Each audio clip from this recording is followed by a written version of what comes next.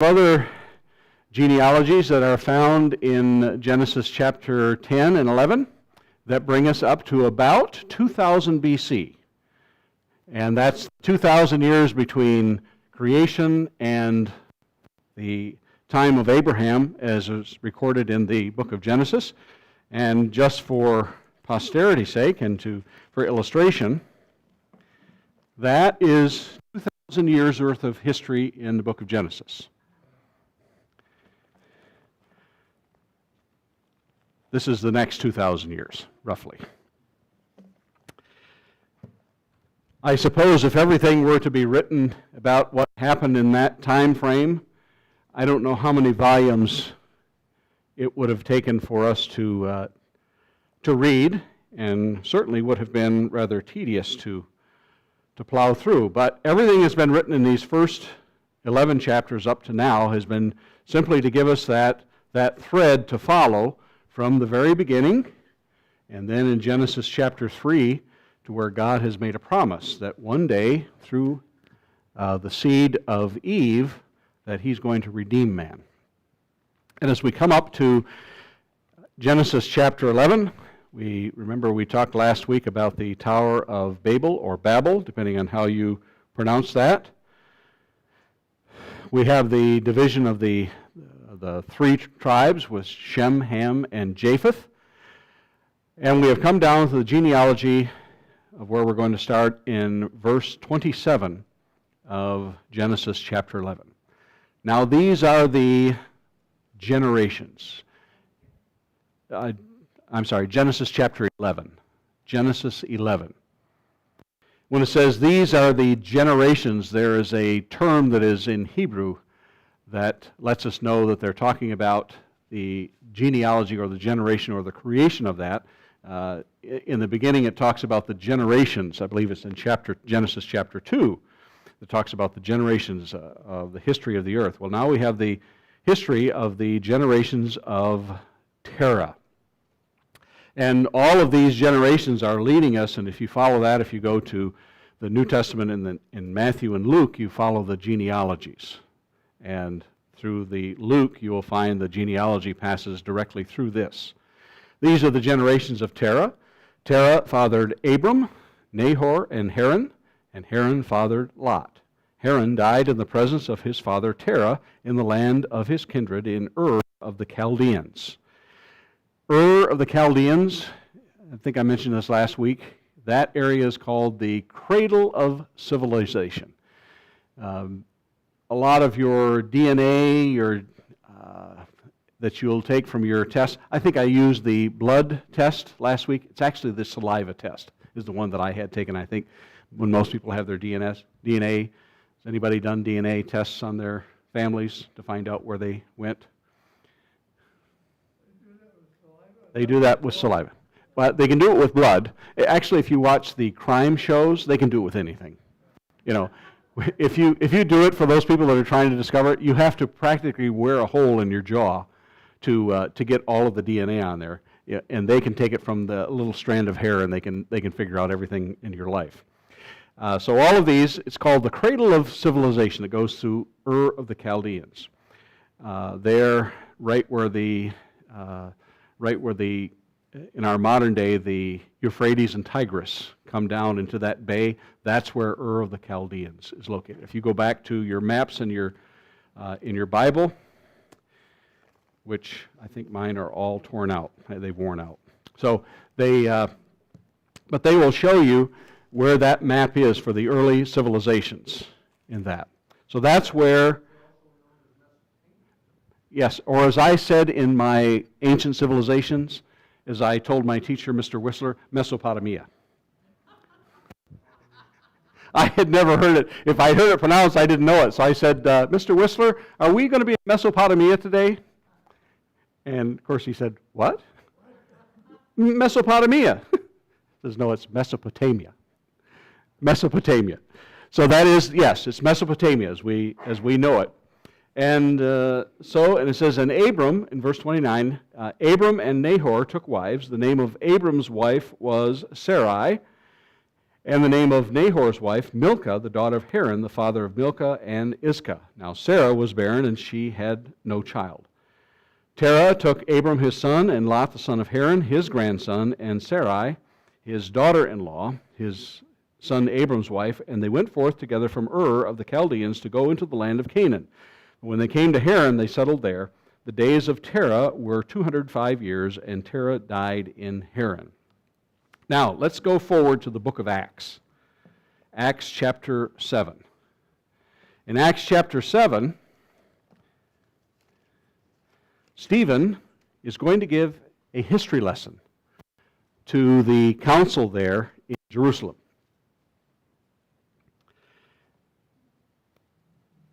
And it begins in verse 1, and the high priest said, "Are these things so?" And Stephen said, he begins with his history lesson. Acts chapter 7, verse 1.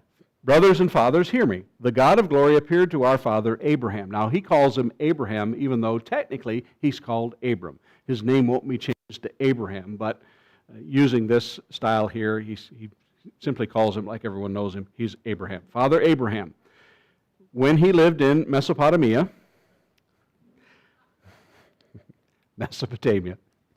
before he lived in Haran, and said to him, "Go out from your land and from your kindred, and go into the land where I will show you." Then he went out from the land of the Chaldeans, and the Chaldeans later on would be known as the Babylonians. A lot of times when Jeremiah would give his prophecies, he would talk about the Chaldeans and the Babylonians. Well, the Chaldeans were from southern Babylonia. We covered this in one of the Sunday night classes. But the Chaldeans and Babylonians, all Chaldeans are Babylonians, but not all Babylonians are Chaldeans. Does that make sense? Yes. Yes. All residents of California are Americans, United States citizens, but not all United States citizens are residents of California. Sort of like that. Does that make... I'm getting farther and further away, aren't I? Let's just go back to this. Okay. And said to him, "Go out from your land and from your kindred, and go into the land that I will show you." Then he went out from the land of the Chaldeans and lived in Haran. And after his father died, God removed him from there into this land in which you are now living. Yet he gave him no inheritance in it, not even a foot's length, but promised to give it to him as a possession and to his offspring after him, though he had no child. And God spoke to this effect, that his offspring would be the sojourners in a land belonging to others, who would enslave them and afflict them 400 years. "But I will judge the nation that they serve," said God, "and after that they shall come out and worship me in this place." So he's giving them that grand history. And he covers an awful lot of ground here by simply giving the overview of what we have just read. So he calls Abraham's father out of Ur, and if we were to look, and I'm just going to pretend this is the map, he calls him out of Ur of the Chaldeans, and he goes up to Haran, which is northeast of Canaan. We know it as Palestine now. And then from there, God calls him and says, "I want you to go down to Canaan." He goes down to here. Egypt is around the bend there. Can you imagine that? That map I just showed you? So that brings us to the end of chapter 11. Everybody has a clear view of the history of Mesopotamia? Okay, very good. "Now the Lord said to Abram, Go from your country and your kindred and from your father's house to the land that I will show you, and I will make of you a great nation, and I will bless you and make your name great so that you will be a blessing. I will bless those who bless you, and with him who dishonors you I will curse, and in you all the families of the earth shall be blessed." So what are the promises that God makes here in these first 3 verses? The first one he's going to do is verse 2. "I will make you a great nation." And what was that nation that he made him into? Made it into Israel. Israel was a great nation. Did Israel become a great nation? Did God fulfill his promise? Okay, there we go. So we have that. He says, "I will bless you and make your name great." Did he bless him and make his name great? If you can follow through into the New Testament, and over, that Jesus will confront people, or they will confront him about, well, Father Abraham. Abraham's our father. And Jesus told them, before Abraham was, I am. So those who say that Jesus never claimed to be God don't know what they're talking about. They just absolutely, they have no concept of that. So here we have, he says, I'm going to bless those. He says, I will bless those who bless you, and him who dishonors you I will curse. Okay, and what's the last one? It's on my last one on the page. What's the next blessing that he says that he's going to do? Yes, in all of the families or nations of the earth shall be blessed. Did God fulfill that promise? Yes. Of the coming of Christ. That's how, and it was through his seed. Now, as I mentioned before, that all of these genealogies that have been given are really, if you're not interested in Christ, these really don't have much meaning to you, other than historical context. But these are given because if you go down to Luke, and he gives the genealogy, they come right straight through this, and as we will continue on down here to where after Noah and Shem and Lamech, they go through this, that's the genealogy of Christ. And that's why we have those genealogies that follow all the way through, because he says, in you all the nations or families of the earth are going to be blessed. Is there still, how do I put this into a sentence that would be coherent? Does this still need to be fulfilled? No, it's been fulfilled because in Christ. Now, whether or not people have realized that in their own lives, that Christ is their blessing, that's inconsequential to this. But he says that in you all families will be blessed. Now, if we start out in the beginning, in chapter 15, it says for the first time that Abraham the Hebrew. Now you follow this down, and that's the first time that we have that they're being called a collective nation, as it were. Abraham was a Hebrew. Now that term Hebrew is even going to be used. Paul says, I'm a Hebrew of Hebrews in the New Testament. Now why am I saying all this? Because that line doesn't go through every one of Abraham's descendants, does it? No. Now, if you are in Islam, which line of Abraham's descendants does it go through? It goes through Ishmael. And they say, no. The Old Testament was corrupted. The blessing goes through Ishmael, not Isaac. So that's where there's where you have another one of the rubs. But originally, it was the Hebrews. Then it becomes even more confined when it goes, how do they identify the God of heaven, the God that we worship in the Old Testament? Called him Yahweh, but they wouldn't have known him necessarily as that, but they called him the God of Abraham, the God of Isaac, and the God of Jacob. That let them know. And there's more in there than we realize when they say, well, if he's the God of Abraham, then all of Abraham's descendants. Well, now he's the God of Isaac, okay? So Isaac had two sons. Who were Isaac's two sons? Jacob and Esau, okay? Did it go through Esau? No. That's why when you hear he was the God of Abraham, the God of Isaac, and the God of Jacob, that's what they're talking about, that lineage that cuts right down to you and I. Because Jacob's name would be changed to Israel. Okay? So in the beginning, you had them identified as Hebrew. We'll read in chapter 15, it says that Abraham the Hebrew. Now there's discussion as to, yes, go ahead.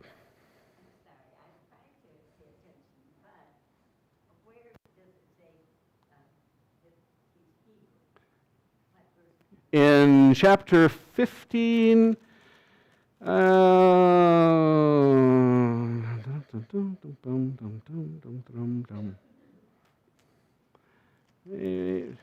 did I have the wrong chapter?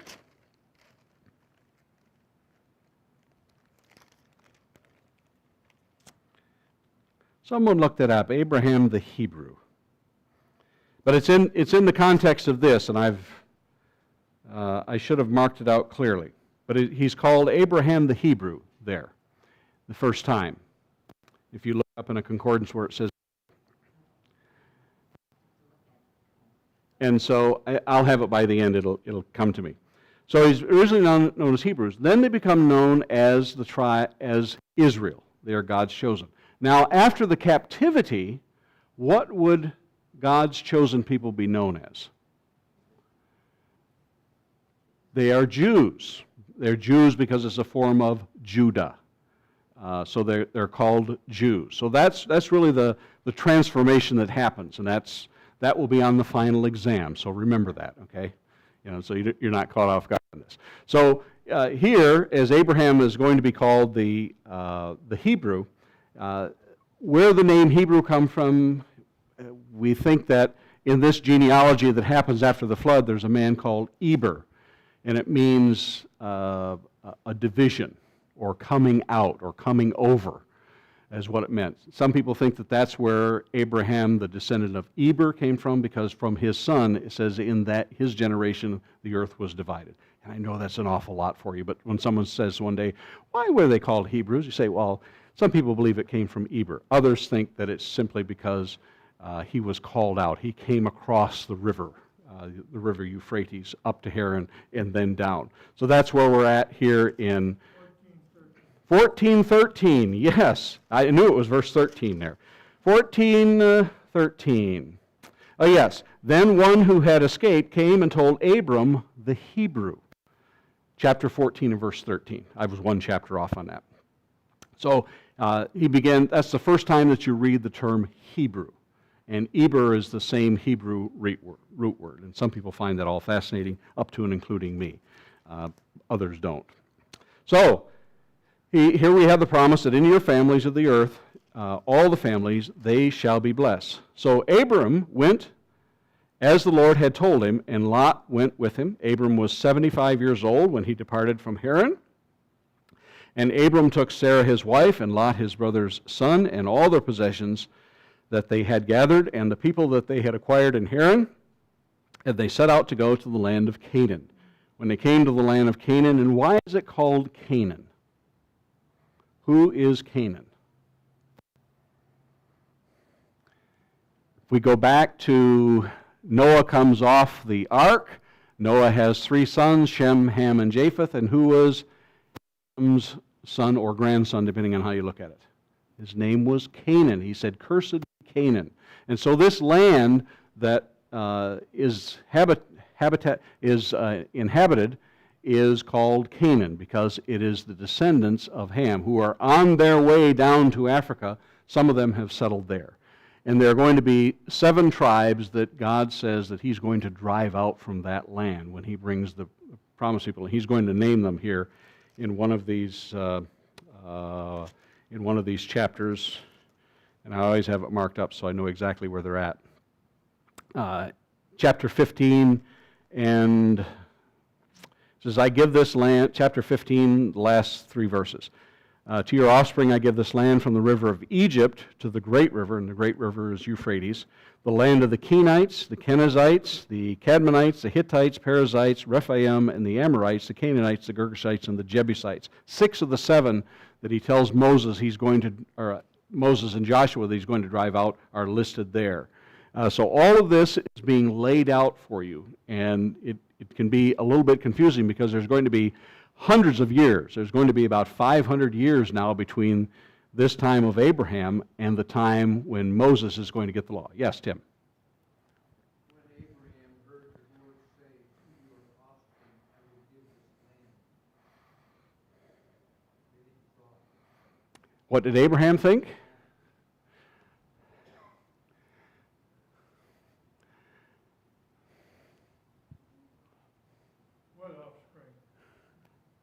Yes, I'm thinking of, let's see, I can put a resort here. Yeah, here's where the olives are going to go. Yeah, no. But you're thinking, what offspring? He doesn't have any kids, because it plainly tells us in chapter 11 that Sarah was barren. And in the Old Testament, however you always want to look at it, it's always the women that are barren. It's never the man. But the case is that she's unable to bear children. What child What offspring? And this is going to become something that Abraham is going to be very much bothered by. My offspring. Stephen says that not even 1 foot of ground belonged to Abraham. Well, and technically we know what he's talking about, but there was a plot of ground that Abraham had to buy eventually. And what was that plot of ground that Abraham had to buy? It was a cave of Machpelah where he had Sarah buried. But this wasn't something that you would buy as your land to possess. That was not what it would count it at. But he had to buy that cave to bury her in, and not only her, but there were going to be other generations from that were going to also be buried there. When Joseph is going to come out of Egypt, he says, "You're going to take my bones from here, and you're going to bury it." And Jacob said the same thing. Yes, yeah. He bought it. It says it's at the end of the field, and they have an idea where it's at. Tim, you went to the Promised Land. Did you go to that area where they showed where Abraham's descendants were buried at? Do you remember seeing it? Yeah, it might have been guarded so that as part of the land that you can't go into there. So a lot of things are going on here as to as it pertains to Abram, and it's difficult for me because I always want to call him Abraham because that's what he's going to be known at. But now he's called Abram. And what is going to be surrounding the changing of his name? Why does God change names? It's part of a promise. It's part of something that he has a special covenant call with people because he's going to change not only Abram's name, but he's going to change, and I'm not always sure how to pronounce that. I pronounce it Sarai, but he changes her name to Sarah because that's going to be part of a covenant promise that he's going to make that she's going to be with child. But it's tough for them to understand this, and we'll get into that in just a few minutes. But he's also going to change other people's names as well. He's going to change Jacob into Israel. In the New Testament, who does he change names of? Saul. Okay, Saul was the Hebrew name, but he was known as Paul, which would have been his Greek name. How that, it happens, changes from one verse to the other. I think there's about 2 or 3 verses that separate that when he talks about Saul, and the next thing you know, but he changes Peter. You're Peter, and upon this rock.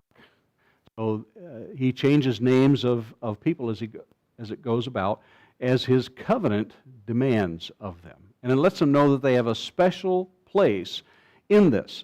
So as Abram is called out, he's going to leave that land of Haran, and he's going to take everyone with him.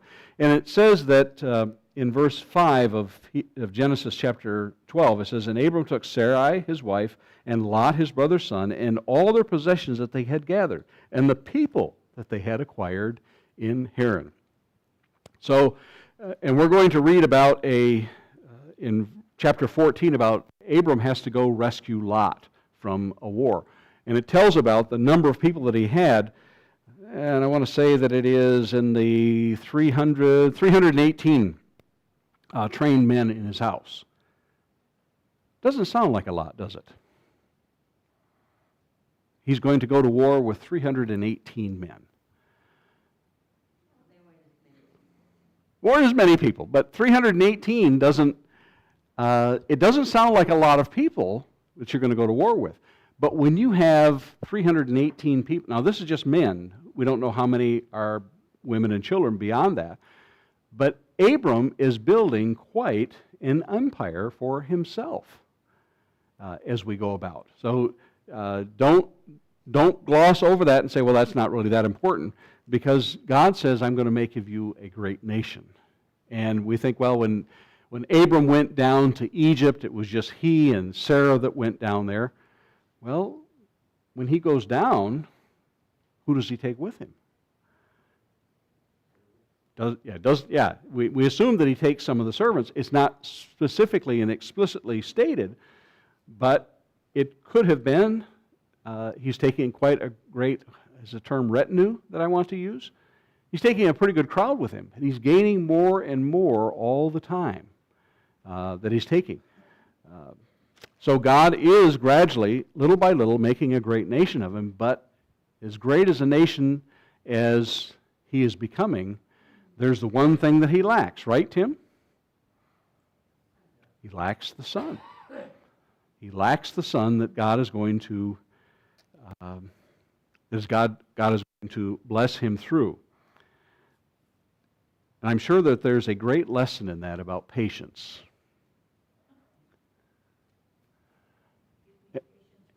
Right now, R-A-T, right now, as my dad would say. Something about patience. Now, it gives us a lot of information because it tells us how old was Abraham when all of this came about? 75. How old is Abraham going to be when he finally has his son? 100. 100. H-U-N-D-E-R-D. 100.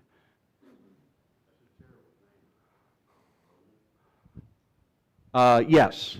Terah died when he was 205 years old. Oh, Sarah was 90. I said Terah. Yeah, she's 90. He contacts Abram and Sarah when she's 89 and he's 99. He says, about this time next year when I come. So he's 75, but it doesn't come about till he's 100. He's going to raise a teenager. Now there's a story behind that how do we know that Isaac wasn't a teenager when he took him up on Mount Moriah? It's a joke, because then it wouldn't have been a sacrifice.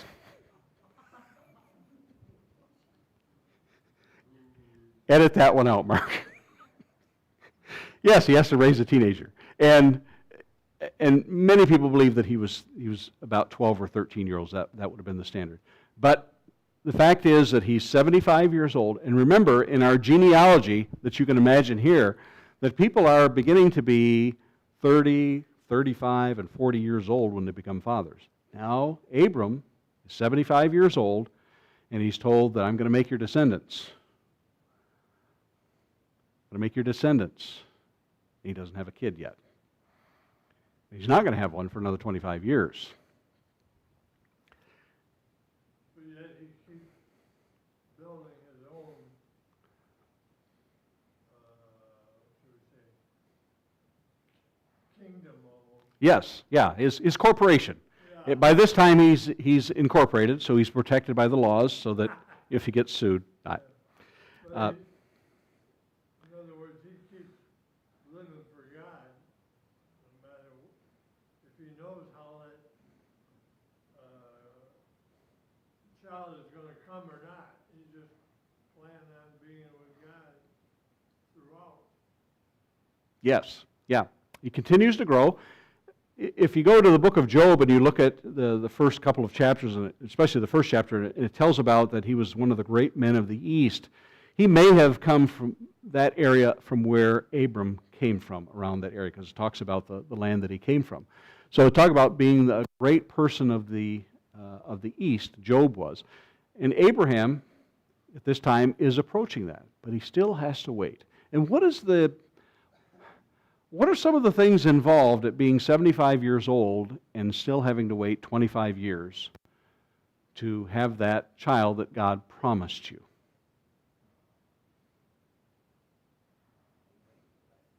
A late blessing. I think of, I mean, you know who Tony Randall is. Harvey Korman. A couple of comedians from the 70s. Both became fathers when they were in their 70s.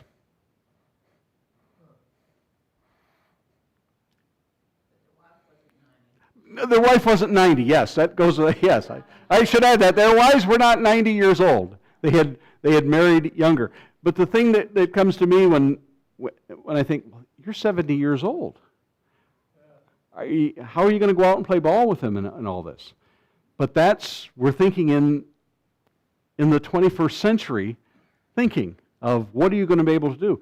It's not like that. It is having that child, and that child is going to be your progeny, it's going to be, you are the paterfamilia. You're the father of that child who's going to come across, who's going to be that promise. And you've waited 25 years. But you haven't waited all of 25 years because Sarah is going to intercede in that. And we're going to help God out. Exactly.